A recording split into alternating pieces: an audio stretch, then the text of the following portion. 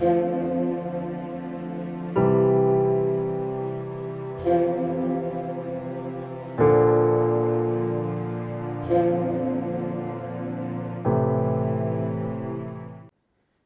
مقدس میں سے آج کی ہماری تلاوت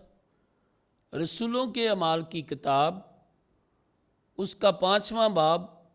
17ویں آیت سے 26ویں آیت تک ہم خداوند کا زندہ پاک کلام پڑھیں گے۔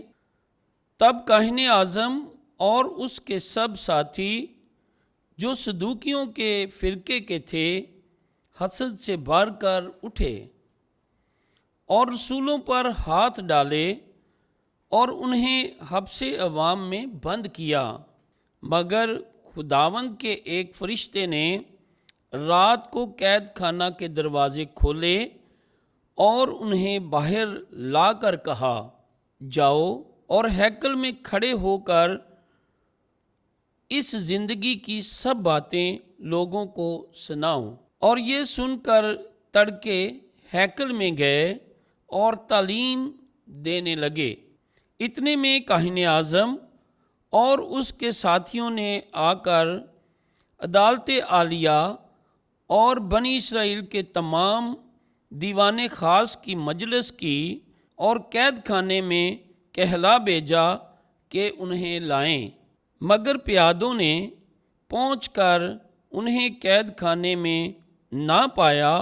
اور لوٹ کر خبر دی اور کہا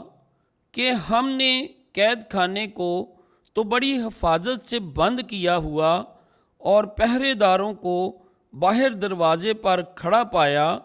مگر جب کھولا تو کسی کو اندر نہ پایا۔ جب ہیکل کے سردار اور سردار کاہنوں نے یہ باتیں سنیں تو ان کے بارے میں سراسیمہ ہوئے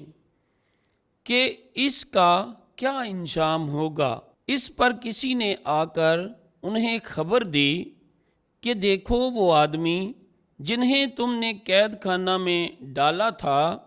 ہیکل میں کھڑے لوگوں کو تعلیم دے رہے ہیں۔ تب ہیکل کا سردار